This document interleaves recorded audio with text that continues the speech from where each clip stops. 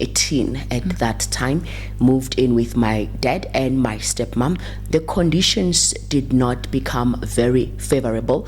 I wrote my matric at the age of 17.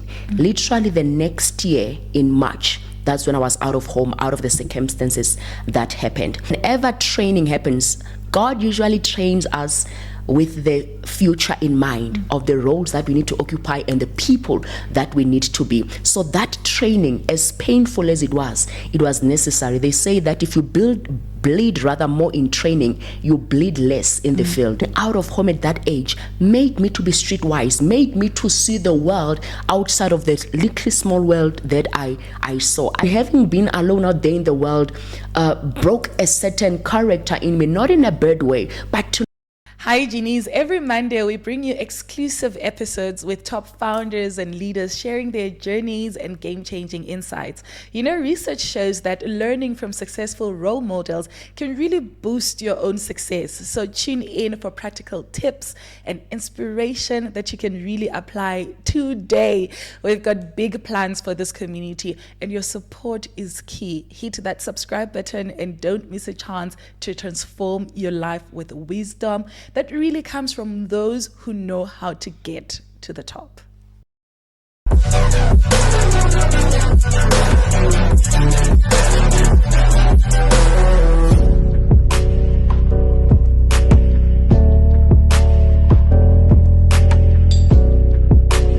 Today's episode is a must listen for really three types of people. So if you're one of those, listen up.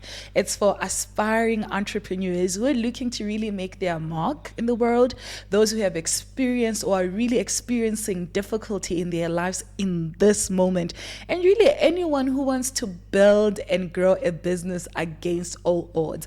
I'm joined by Triumph Mbiva. She's a serial entrepreneur who's built successful businesses in fashion as well as in food. She was born to teenage parents in a small village in South Africa, but Triumph overcame a difficult childhood and worked multiple jobs and put herself through school after failing matric. Now she is the owner of thriving fashion stores in South Africa and the food business that can be found in retail stores in South Africa. She has qualifications in brand and financial management, and Triumph is really proof that resilience, hard work, and most importantly, a clear vision can turn challenges into triumph. Thank you so much for joining us, Triumph. Thank you. What an intro. It's so amazing that when somebody speaks about you, even though sometimes we write intros for ourselves, but when somebody then starts articulated, you go like, oh, is that me? Oh, yes, by the way, that as well. Yeah. Thank you for such a And I think it's intro. also an opportunity for you to take it in, right? Because sometimes we're always on the go, trying to achieve so many things, and we don't take a time to take in all of the results that we reap. That's very true. I think in maybe sending a bio, writing about yourself, you'll just always go look at it and edit it, but you don't take it in. To you, it's just that one of those things, what's next for now. Yeah. But when then somebody speaks about it, you're like, oh, okay, by the way, that as well. You really do. You're really incredible. And I'm so excited for our guests to really get to understand your story of triumph, because I think your name truly represents exactly that. For those who might not be familiar with you, let's start back where it really began. Can you tell us a little bit about this upbringing that I introduced in the intro that had to ensure that you end up living up to your name and need to be triumphant? So as you've already said, I'm Triumph, and I'm grateful to my dad for giving me that name, because they say in many cultures, or even in religion, a name has an ability to follow up with the person, or the person ends up living up to that name. I hail from Justicia in Bushbuck Ridge, a small village in Mpumalanga. I was raised by my grandparents. Hailing from such a village in the corner of the world with a lack of opportunities and exposure, I am a strong advocate of personal development, empowerment, and accountability. Irregardless of where you come from, there is a cut-off age where your parents can no longer do much for you. It then depends on how you build up yourself. There's a quote that I love that says that nobody can walk the journey of personal development for us, but we ourselves must walk the journey. No one can and no one may. So it is within us, irregardless of the dungeon where you had to start your foundation. We thrive by the mindset and the desire to become more than the circumstances that we find ourselves in, or the circumstances that surrounds us. Yeah. Can you tell me a little bit about this dungeon of circumstances that you found yourself in growing up when you were still young in Bushbuck Ridge? There is a level of pain, or there is certain pain and suffering that is a blessing in our lives. It's just that life is only incredible and understood when we look at it at retrospect. So I grew up with my grandparents because I was born from teen parents, meaning that I did not have the advantage of growing up in a normal it's not a normal family, but in a household with a mother and a dad who always look to you when you go to school, who will see your seed and cultivate the person that you are. So growing up with my grandmother means that I'd cut my hair. I would not wear the latest Barbie dress, because when you go to school, we don't have the time to be styling you. That to me it was a problem, because when you're a child, you only think as a child. I thought, I want to be like other kids. Why doesn't my grandmother do this and that? But that was a blessing, because growing up in that environment, I got to be raised by a strong woman. I got to be raised by a woman who was an entrepreneur in her own right. When I grew up to a sick grandfather. So my grandmother was a breadwinner. I remember she would travel to Durban, she would travel to Mozambique to buy clothes, things, everything actually that she can sell as the breadwinner of the family. And most powerfully, as a praying woman, which I think is the best gift, the foundation of your spiritual basis is the best gift that will carry everything else that you ever try to build in life. Having left home at the age of 17 after I moved with my dad, I believe that if I had stayed in that environment, growing up in a village in a slow-paced environment, I would have been a small girl. My life would have been as small as I've always met it. It was a blessing in disguise for me to be kicked out of home at an early age, to learn responsibility, to learn accountability, to say this was that. What are the choices that I'm making now? How do I pick up my life from here? Having to learn to pay your own rent at a small age, putting a roof on your head, making sure that you eat, really taking accountability and responsibility of your life. If you did not work for it, you will not have it, because then there's no one else who will do it for you. Yeah. So you talk about being kicked out of home at a young age. Can you just build this timeline for us a little bit? You're raised by this incredible entrepreneurial grandmother, but at some point your dad, who was now a little bit grown, because he was a teenager when you're young, now is a little bit grown, and is like, you know what, I'm gonna take my daughter and live with my child. But then the circumstances there at home then shifted, and it introduced new obstacles in your way. Tell us a little bit more about that part of your journey. So when my dad then was grown up, started working, he had to start his own family, and decided that he will take me from my grandmother. I was already a teen at that time, moved in with my dad and my stepmom. The conditions did not become very favorable. Taking into acceptance that I was a teenager, I might have been also doing my own teenage stage wrongs and so forth, but not dwelling much on then what happened. I found myself, hence I said in the beginning, there's a level of pain in life that is a blessing. It's just that when circumstances are still happening, we do not see it that way. But then you look back and realize that it happened for my good. There's a quote that says that nothing happened to us, it happens through us and for us. So whatever circumstances happened, I think, as I said, I wrote my matric at the age of 17. Literally the next year in March, that's when I was out of home, out of the circumstances that happened. And beside blaming anyone else who did what and who did what, I look at it as a blessing. As I've said, I grew up in a consecutive family, in a consecutive home, raised in a Christian family. Somehow my life was small. Somehow my dreams was shrinked and was small. Everything about me would have been controlled.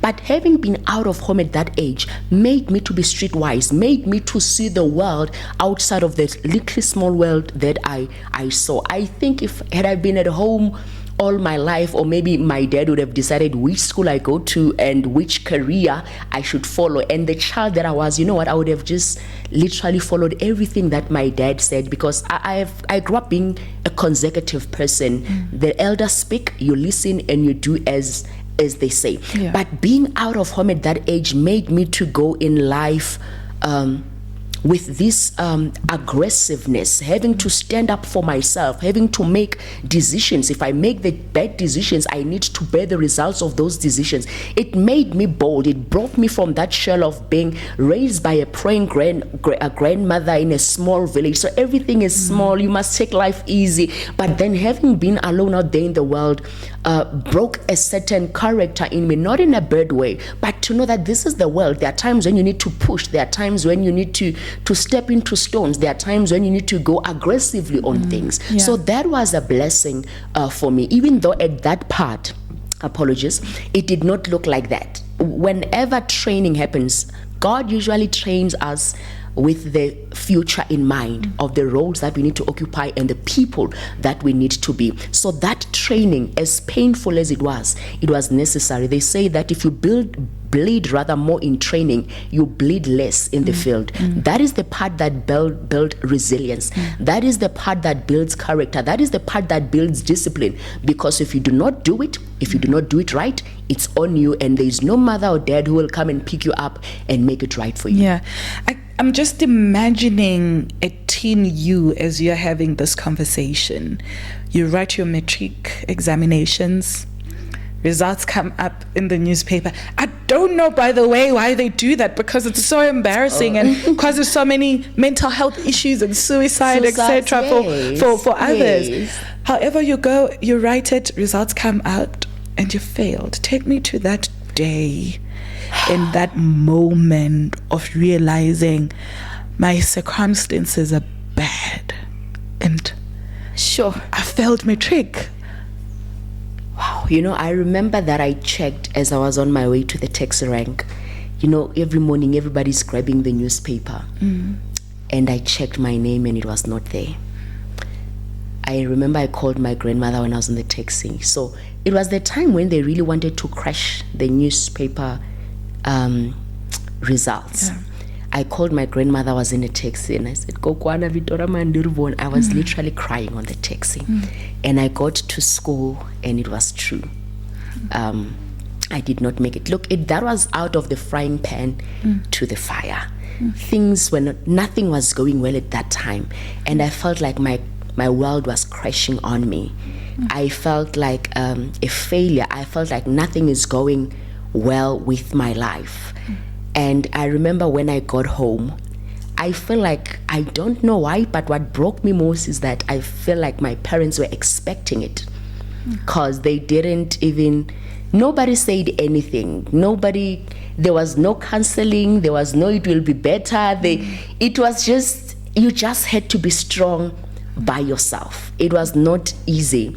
But look, I had to take life by the horns and say, this is my situation. I think I grew up having to take in a lot of things by myself, because I never had a close person. As I said, it was incredible to be raised by my grandmother, but because of the busyness of life, and you have raised 5 other kids and everything is on you, when you do not have a mother, nobody really delves into your emotions and able to see that, no, you are not fine. I know her, she's not fine. So I had learned in life to take in things by myself. So even in that day, there was no apology, there was no, oh my God, where is she going? Is she not gonna do what other kids usually do during this time?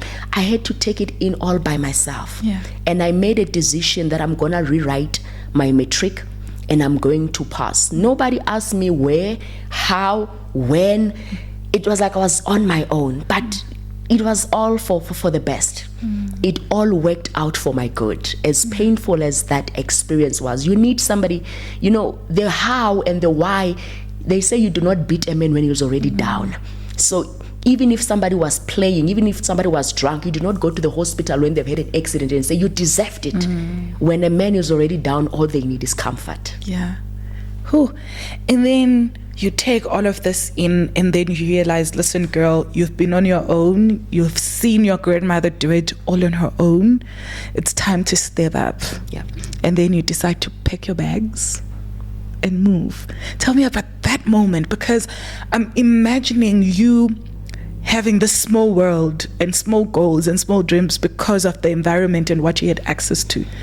But yet Joburg was something at the back of your mind. As young as that, you're like, I'm going to pack my bags and go to the city of gold and try and figure this life out. Okay, so that is the quick transition rather from leaving home to working in restaurants, but I will delve into it. We can take the whole day. So as I was working in restaurants, remember now everybody that who's my friend is at school, their life goes on, and I'm here with Abo Mama and family men at the grill, at Sped, Wimped, whatever. My world is remaining small, even though I am expanding my capacity, my mental capacity as a person, but I don't have much friends. I started to write a lot. Poetry, short stories, just venting, using writing as venting for my life stories, my experiences, until one day I decided to go to a certain radio station and present my poem. Like, look, this is what I write. I don't know if you have a youth slot that would like to accommodate it. By God's grace, they're like, oh, this is incredible. This is great. I started doing the Saturday show featuring the person who was the presenter for that show, and I was like, I think this is my thing. I think I love this. It's so funny that when you invest yourself in a lot of reading and writing, you are not aware of the capacity that you are building within yourself to be able to speak and articulate well. It's only when I got that opportunity to radio, when I got that interview, when I got to write more poetry, because then they will give me themes to say, please write about this, write about that. I decided to visit SABC because that was an SABC radio station. I was like, you know what? Let me go and see how the SABC looked like. I took a taxi, did not know anybody, did not know anything. I came to Joburg, I got to the Park station. I was like, I want to go to Auckland Park. I already knew the address. I went to Auckland Park. I was like, wow. I was like, I think I belong here. Yeah. I remember when I came to Joburg, it was early in the morning, and Auckland Park was so beautiful. That is the time when I decided that I'm moving to Johannesburg. And because there is nobody to report to, there is nobody who cares, you make your own decisions. So it was easy for me. And as a child, you have less fears. As much as life has shown me flames, but I did not have a lot of fears. When I decide to do something, most of the things I will learn when I get there. So to me, it was like, I live alone already. I've lived in certain places that were even dangerous. Let me move to Johannesburg. Let me see what life has for me there. I think I'm made to be a speaker or a presenter, something. Let me see what Joburg or the big city has for me. That's how I literally moved with a bag to Johannesburg, stayed in Soweto, found a school for myself. That's where I studied financial management. Yeah. And then you had to take yourself through that life. And for those at home who maybe didn't catch this part that we sort of skimmed over very quickly, after her matric, Triumph started working in restaurants to raise money. So she was able to live on her own while still in Mpumalanga, and even have that money to relocate to Johannesburg and start a new life. And now you're in this city. Soweto is busy. It's multicultural. People are vibrant and they're driven. How did that environment really impact your mindset and impact the vision that you now had for your life? I realized that I need to grow and I need to do it quickly. In a small town, you are the champ of the small town. Within your friends, you are the champion of that group. But when you go out there, you realize that I need to grow, I need to work on myself, and I need to do it very fast. So when I came to Joburg and I looked at people of my age, how they would speak, move, make decisions, like they would do things that I would struggle to do with ease. And I realized that I need to pick up. And another thing is I do not have a fallback. So if things don't work out here, I don't have a plan B. I need to learn what I need to learn quickly. I need to do what needs to be done quickly. So what this city did to me is to expand my mind and to teach me to learn and to learn very quickly. mentally, I began to transform. What needs to be done must be done. What you need to learn, you need to learn. How do I make decisions? How do I move? I really, from a small-paced village, small city to this big town, I had to expand. I had to learn and learn very quickly. I realized that a lot of things in my life have not been well polished. How you speak, how you present yourself, it does not help to play in the touchline of your potential. There are times where you need to push. There are times where you need to get into rooms. As scared as you are, you need to hold it in and speak. Nobody will speak for you. Those are things that I learned, that you know what, you need to speak. You need to speak up. If you want doors to open, you need to push them open. So I had to expand my mental capacity and do it very fast. Yeah. Maybe give us a quick short masterclass in expanding your mental capacity, because I think your story is similar to so many Africans around the world, where you feel alone and listen, you hear all the time we say no one is coming to save you, and you're sitting there and thinking, but how do I even save myself? Oh yeah. How do they do that, and how did you do it? Your environment matters. I did not know when I was doing it then. We cannot always have friends based on where we come from, because most of the time when life wants to put you alone, it wants you to associate with those who are as miserable as you are, those who will comfort your situation, to say, no, we also come from where we are like this. I remember when I was in college and I was like, I did not come here to play small. And this does not mean you don't recognize others or those that come from the same place, the same village that you come from. But in order to grow, you need to associate yourself with eagles. If you're a chicken, if you want to learn how to really fly, you need to associate yourself with eagles. I rather learned to associate myself with people that I aspire to be like, and that begins to push you. I remember back in college when I did not have time now to pursue, whether it's presenting, whether it's through because there's a time when I did what is this thing, being an extra, because during the week I was now busy. A friend of mine said to me, there are lessons at Auckland Park for presenting that you can take on Saturdays. It is when you are within the environment of people that you aspire to be, where you start to hear conversations that you would not normally hear, where you start to hear stories. Sometimes there are people who you think are up there that come from even a worse situation than yours. But exposure is self-inflicted. You need to expose yourself, and being around an environment of winners, believe me, it might not be people who are big, but those that have a dream. You can tell when two children from the same family, same background come here, you can tell the one who is driven and the one who is comfortable in their situation. Your friend should be the one who is driven, because of the conversations that you are going to have, and in those conversations is where your mind get to expand, is where you get ideas of, maybe let me do this, let me try to do that on a Saturday, let me go to this place. That is how I personally began to expand my mind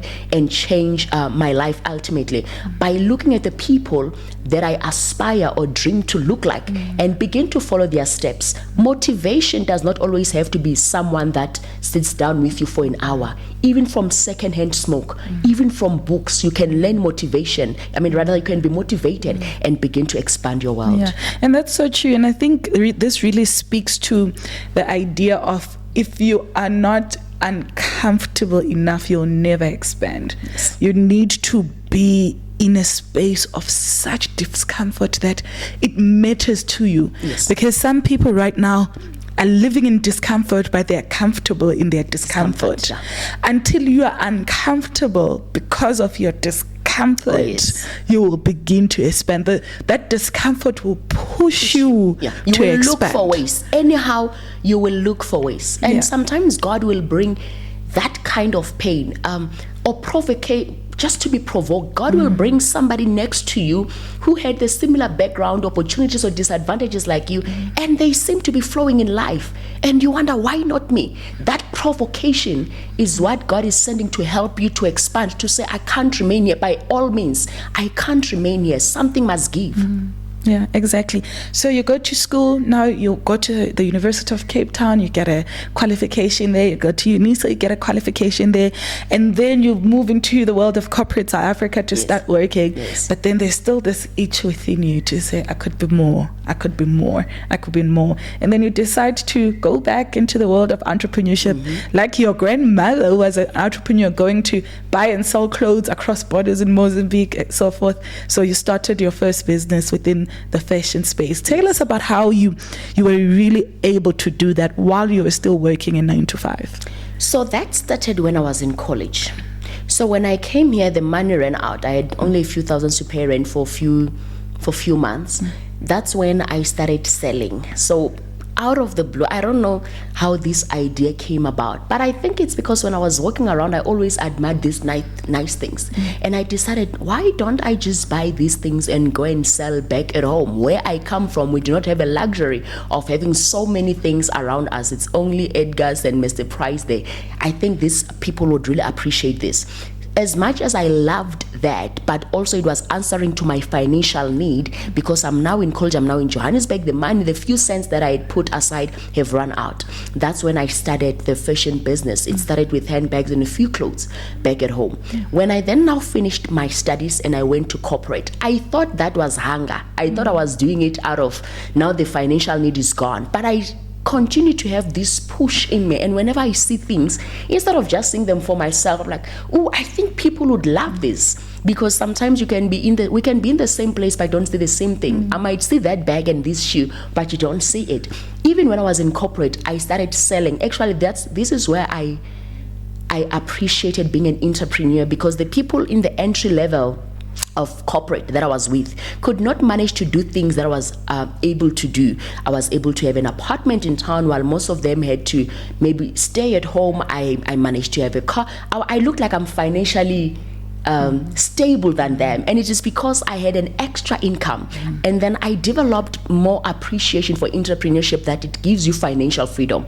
And from there on, I decided to formalize it, because there was this itch in me. First of all, in corporate, while that was where I was, I'm not sure about others, it was back then when it was office based and no such thing as working from home. I had the desire, remember the childhood dream of speaking and being a presenter and all this dream. I could not fulfill that when I was there, and this itching continued. Hence, I had to move away, and by God's grace, I had managed to have my finances were in order, and many other basic things were in order when I decided to take entrepreneurship seriously. For as long as you take it as a side hustle, it will be a side hustle, it will give you side money. But when you focus on it, when you throw your energy and your whole weight on it, then you start to see the results. And that's so true when you speak about focus. A lot of the times people think that you could just have a side hustle and change your life, or I can do 5-6 things and become the best. You cannot. To be the best in any point in your life, you have to focus on that one thing. And you have to be so obsessed by that one thing. You dream about it, you sleep about it, you sleep thinking about it, you walk thinking about it. First thing you think about when you wake up, when you're in rooms, that's all you think about. That's what I even always tell my team, you know. One of my team members, Laura, wants to do more behind the scenes work. Like, just be obsessed with it. When you see a TikTok video, it's not your job to laugh. Think about, what was the camera angle? What was the lighting looking like? How did they use different cool things to introduce? What was the hook? What was because you have to be obsessed with what it is that you want to do. That is true focus, which is really critical in this space. Just to jump in on that, I see how my Instagram and all my entire social media is based on two things: business and the word. If you do, I might follow it, but if you do not feed me these two things, because I'm obsessed about it. How do other people run their business? What is the motivations? How do people go on when they are worn out, when they feel tired? So it becomes your obsession. You see things that people don't see, and that which that you love will pull your focus. When you get in a room like this, somebody who loves camera will even know the name. I don't even know the names of these cameras because it's not my focus. But there are other things that I look at that I already know because they are my focus, and I think and meditate about them all day and night. Absolutely. How did you know it was time to fully quit corporate and focus on your clothing business? that uncomfortable thing that you always have. So, but that is not sufficient. The fact that I'm uncomfortable is not sufficient. There's a book that says what got you here cannot take you there. So after being uncomfortable for so long, I had to start taking action, because when you are just uncomfortable, you just become uncomfortable with your being uncomfortable if you stay for long and you do not take action.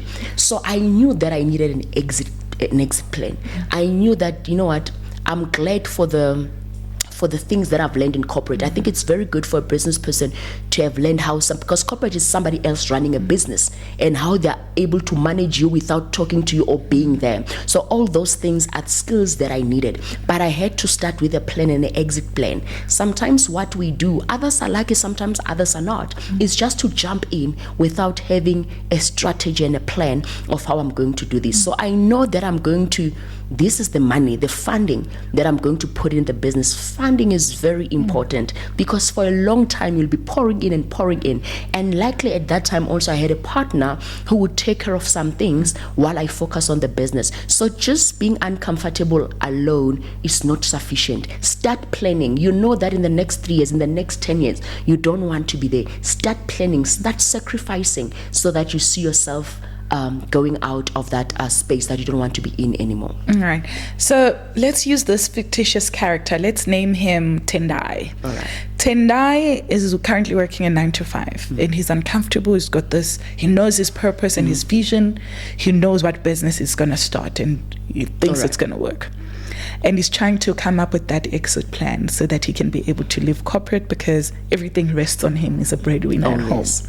So he can't afford for it not to work. Yes. What kind of things should be in that exit plan, and what should it look like? If you are sitting here and you were giving him guidance on what to exactly do to be exit ready to go start this new business. First of all, I'd like to say, test your business while you are still in your corporate job.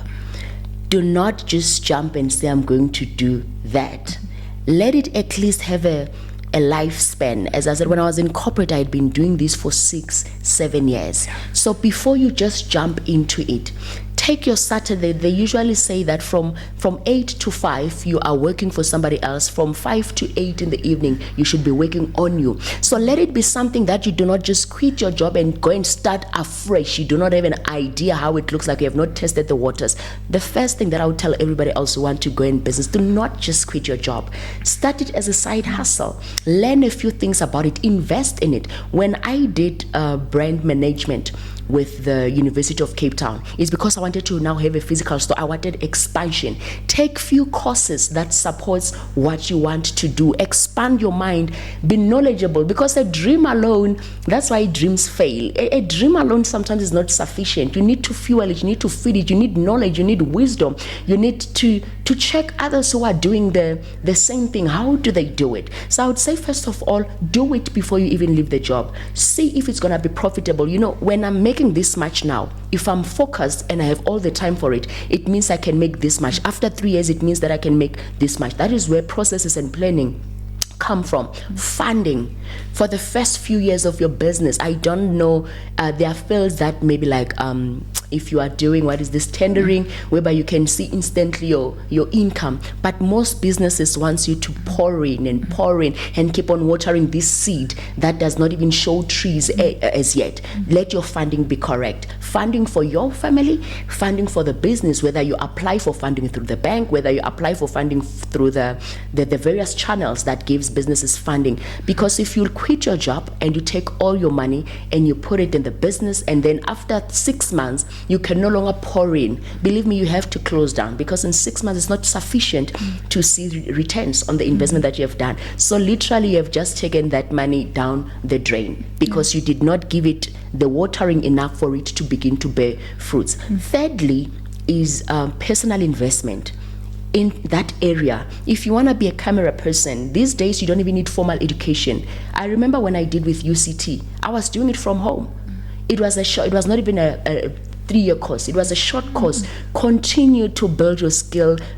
become, even when you are still in business, when you are rather many years in business, you become a lifelong learner, because trends and things are changing now and again, and you need to familiarize yourself of what is happening, what are the people's expectations at this point, what do your customers want. You have a dream, but will that dream, who's willing to buy your products? Is there market for your dream? If you come to me and you are a singer and I love my piece, no matter how good your singing is, you are serving the wrong audience. Yeah, exactly. Say Tendai's business is actually in fashion, and you have been able to start where you were at the time, still working, and you've been able to even grow it and open a store and understand the sector. What would you say he needs to be aware of before getting into the fashion business, especially because of how competitive it is in this day and age? I will say your market is important, and building your clientele. I think diligence and excellency will take you further than just what marketing and selling what you cannot deliver will do. Because if I've got 10 people who are consistent with me because of how I've serviced them, that the 10 people might, I'm just giving an example, might not be sufficient for everything, but I am guaranteed that these are the people that are for me. So most importantly, I was fortunate that when I started the fashion business, I already had customers. So I had a plan even before just opening a physical store where people will come in. I am selling through social media. I've got my people. I have a clientele throughout South Africa of people who say, now I need this. Do you have that? Do you have that? So I think before you acquire rentals, before you bring on a team and expenses, at least establish a few customers. You've approached A, X, Y, and Z, and you know these are my clients. The first month I am dependent on these people to run 1, 2, 3, and be diligent and excellent. You don't want anyone to buy your product once. You need comeback customers. I mean, they say you only have a piece of the pie. The piece of the pie are your consistent customers, and then everyone else is fluctuating. Have X, Y, and Z who you know that are your clients. You've identified them, you've tested that market. By the time you have expenses, at least you can depend on them, and the other walk-ins are for your profits and other things. Yeah. And how do you ensure client retention in not only just in fashion, in business in general? I think excellence and diligence. Nobody will continuously support somebody who can't deliver. And what does excellence look like? Oh, wow. If you had to paint a picture. Excellence is not in, let me not even talk about my sector or what I do. In everything that you do, make sure you do your best. In everything that you, at this moment, I've got other things that I need to do, but today was all about this interview. I knew what I'm going to look like. I knew that I need to make time for my transport, somebody must pick up my son to school. I am at the moment, my attention is into this, and I want to give it my best. If you give your half in everything, you will lose everything. Everything is important, but not everything is urgent. Whenever you treat a person or you are with a customer, they must almost feel like they are the only one. That is excellence, where you give your best at that point instead of being divided. I think I'm like that. I'm doing almost 3 things as a speaker and a pastor and running other businesses. I put myself in the moment. Today is a Wednesday. It's about this business. I need to give focus to this business. That is what excellence is all about, where you do not give halves. You are diligent. If it needs you to wake up an extra hour, if it needs you to go an extra mile to make sure that this is presentable, that this is it gives you the best outcome that you are looking for. Most of the time we just want people to be loyal to us for nothing. And I'm not saying I'm perfect at this point. We are still building. I'm still building my brand. I'm still building my businesses. But with the limited resources, great people see greatness even when it's still small. I remember one time a guy came into the store and started looking around, and I was there. And I was like, can I help you? Say, do you need anything? He said, no. Are you the owner? I said, yes. He said, beautiful. He was not talking about just the physical structure and the business at this state, but great people see greatness even when it's still in its baby steps. And that's what I thrive for. Yeah. And that's very true, because customer loyalty is not given, it's earned. Oh, yes. You have to Yes. earn your customer Yes. loyalty for them to keep on coming back. And I think also you earn it through the experience that you they give them. Yes. they get when they come to into contact with you. Yes. That experience is everything. Oh, if they're yes. buying from your website, what's the experience like on the website? Yes, What's the user interface like? Yes. When they click, how many steps do they need to take in that journey of buying before they can purchase a product? Are there too many pop-ups? So you need to think about everything so Really, meticulously. yes. Even when you're building that website, to say, I'm building this website not for aesthetics like many websites today, but I'm building this website with the point of making it user friendly for my customer. customers, yes. And you do the same in the shop or in a Anyway, storefront, right? yes. When they get in, what happens at the door? When they're outside, how do they get hooked to come inside? And when they're there, what's the process like that makes everything faster and better? And I think that's something that's really critical for entrepreneurs to always know and keep it at the back of their minds. Yes. I always say that for entrepreneurs who are still struggling with working in the business, one of the things, if they're still working in the business, what they should really focus on is ensuring that customer experience is key. Yes. When I train people who work with me everywhere, was even on the call this morning, most importantly is how you treat your customers, how you welcome them. All these other things anybody can learn, the swiping machine, the this and that, more. When you get to the final process of somebody buying because of these crucial steps first. Customer service is very important. How you make people buy experiences these days because of a lot of competition, and you can get this almost everywhere. Whatever you are offering, somebody out there might be offering it. How do you offer it? How do you present yourself? How does a person feel after being in contact with you, whether it's online or whether it's personal? That matters a lot, because what you are selling, I might probably get it somewhere else if I dig deeper. Yeah, and you're a serial entrepreneur. Fashion is not the only industry that you're in. When you felt like, my fashion business is established and this baby can sort of survive without me being there every day, you're like, okay, so what's next? And you're like, okay, food. Sure. Wow. Tell us about that. Why food? My goodness. I bumped into that opportunity while trying to answer a need. Entrepreneurs are born out of different experiences or for different reasons. There's a lot of ways in which an entrepreneur is born. One of it is in trying to answer a need. And believe me, if you are trying to answer a need, something that people need, there will be less work to be done, because you are actually a solution to a problem. This is where the sentiments of race, gender, if you are dying now and they say there's a doctor who's coming to heal you, you will not care whether the doctor is Chinese, is Indian, that person is answering a need. So in the area where I live, I just found myself, as every time I go to the stores, there are specific things that I can't find that are African to me, that when I feel like having a good meal, this will mean a good meal to me. For example, I'll give how the food business started. An example of acha and chilies. To me, a meal is not a meal without acha and chilies. And I would go to the stores.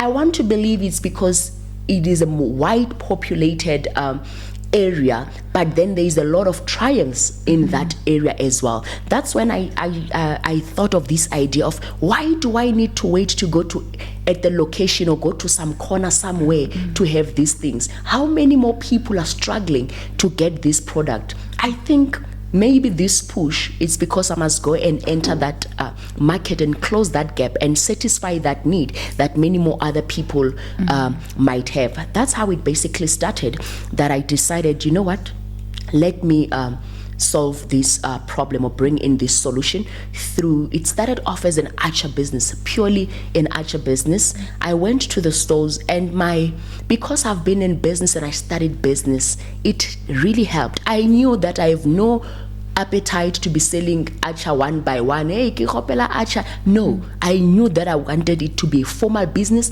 and it would be the business model is B2B, business to business. I sell to retailers, I sell to resellers. So if you if you want to do it and you don't want to go through the process of Asha and so forth, we brand it for you, we do it for you, we speak quantities, you pay us, you go and sell into your own corner. That's how I entered the market. I started by one store. I literally went to one store and I said, look, I sell Asha for retailers, for stores. I would like to check if you guys would be interested in selling it. We've got 90 grams, we've got this and this. It goes very well with meals, especially if you put it in your daily. You need to at least have an idea and go and study it. So I did. It was not even a big project. There's already somebody who have done it before. Sometimes we are just lazy to go an extra mile and check, how did the person who have gone before me done it before? Here's an opportunity. It means that this person is not serving this pie or is not serving these customers. This is why I can come in, building from the model that they've already built. There's a lot of them that I've learned from them. As much as you are unique, there is a foundation that somebody might have laid for you, and it's okay to build from that. You will even build a better product because you are building from work that somebody has already done. Yeah. Okay. Just give entrepreneurs who are listening the step-by-step of what you did to be able to get into retailers like Spar, where your Acha and chilies get stocked. As I said, that I bumped into this idea, answering a need. I had never done anything of that kind. Sometimes you will never know until you try. There are some things and information that for as long as you are not inside, you will not know. So if you don't knock, the door will always be shut. So my first experience, by God's grace, was seamless, whereby because of the little research that I did, I knew that I needed branding. I knew that I needed to have my grams in order, but there's a lot of things that I did not know. And I thank God for that door opened while I was still an amateur. Every great person was first an amateur in something. But I could not grow with that model of just literally I had my Acha with my name. I already had a name. I already had a brand, and then I would put the gram. But retailers are bigger than that. There's these small things that they need from a product to qualify to be in the shelf. I mean, now we've got food poisonings and all those things. So they are regulated by the health department. Until I went to one spa where I got a manager that comes from their DC, from their head office, and I presented myself. I'm very confident about what I'm doing. And she said to me, do you have a minute? Can I have a meeting with you? And I said, sure, I have a meeting. I'm sure I'm free. She said, tomorrow let's meet. We can meet here. I don't work here. I work regionally, but we can meet here. She said to me, you've got a good product. You've got your concept is good, your confidence is good, but you will have many doors closed to you if you do not follow this. What do you mean? A product must have a barcode, not a barcode that you print for yourself. You need to buy a barcode. A product needs to have ingredients. A product needs to be certified by the municipality, the health department. You need 1, 2, 3, and 4 certificates. As much as there are other people who will open the door for you, you will not go far if you do not comply. All right. Oh my God. I'm like, oh my God, I didn't want this for myself. This is now too much. But I saw a potential in this business. I saw growth, and like, it's not like they're saying no, but there are steps that I need to follow. Most of the time, they say that the walls are there to stop those who don't want it badly. And I decided that, you know what, step by step, I already have these 2 stores, supermarkets that are taking my products. I will use that money to build this business. I started with the compliances that were needed, the certificates that were needed, the things that were needed in my product, putting barcodes, finding out the allergens and the soya that goes into these spices. What is it that people react to when they eat these types of food? And all those things, you can have it. The minute you do food handling certificates, you get to know about it. So I decided that, no, I'm not in a hurry. Let me build this thing. Most of the time, we do not want to invest. We want people to invest where we did not invest ourselves. When you go for bursaries, I think it's Youth Development Agency, they want your 6 months bank statement. They want to know where you are renting. And I asked why. They said, we are tired of investing in people who are not willing to invest in themselves. So there is investment that is needed that needs to come from you. So that is how I started, basically. As I'm saying that if you don't knock, you will not know this information from outside. So if you want to start, it's even okay to go even to your nearest retailer and say, what are the requirements? and they will tell you, we need this and this certificate. You go and comply with it. How must a product look like to be acceptable in the shelf? It must have 1, 2, 3, and 4. Yeah, that's absolutely incredible. Now you get into the first spa, and then you were able to then expand into other retailers. It's also not an easy thing to do. How were you then able to move from that to go into the other ones? Marketing and just really going out there. There's nobody who will come and knock in your door. Obviously, as you begin to grow, you've got your address and your numbers. You're gonna have this organic growth, but it's very limited. When you want it, you go out there. It was as simple as that. Fear and procrastination and just laziness has killed many dreams, where you sit with it and say, I will go, I will do it, I'm scared.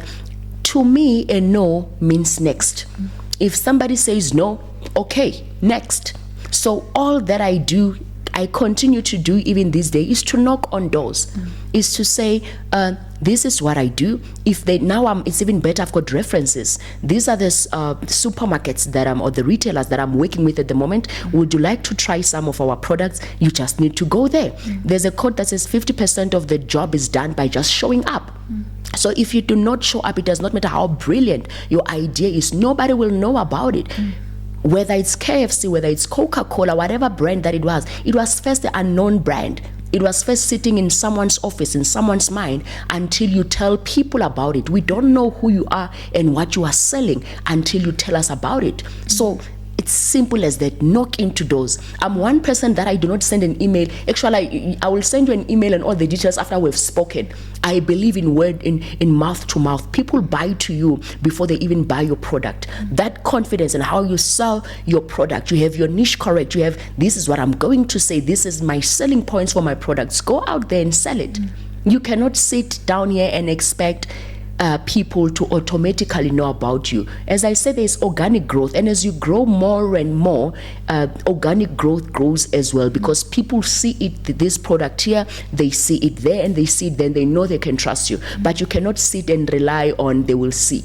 You can't sit and rely on they will see. So, when we finish up this podcast, we like to play something that we call Fast Five. So it's 5 rapid fire questions that I ask you. You have to answer them in a word, a sentence, or a phrase. All right. Are you ready? I love this part. Okay. How would you describe your state of mind in this season? Expansion.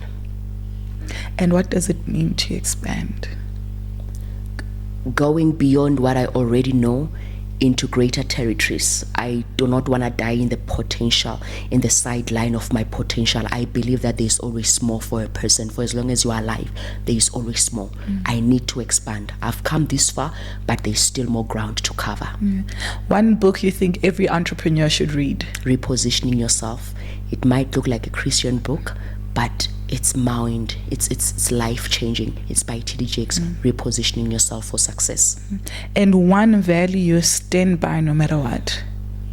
Diligence and excellence. Diligence and excellence. And finally, if you were to pick one person in the world to have dinner with, to help you with your expansion that you're on at the moment, who would that be? I think my friend, Lindile. Your friend Lindile. And there you have it. We have been chatting to Triumph Mbiva, a serial entrepreneur. If you don't know her, please go and check her out on all our social media platforms. Triumph is inspiring, and I hope this conversation has been inspiring for you. You understand today that hard work and excellence and diligence is all you need to be able to succeed. I want to take this moment to say thank you so much to our studio partner, Photographers Galore. If you're looking to create your own podcast like this and need a beautiful studio space, please contact the details on your screen. Maybe you might just be looking for a place to shoot pictures or any kind of content. Photographers Galore has you covered. Until next time, goodbye.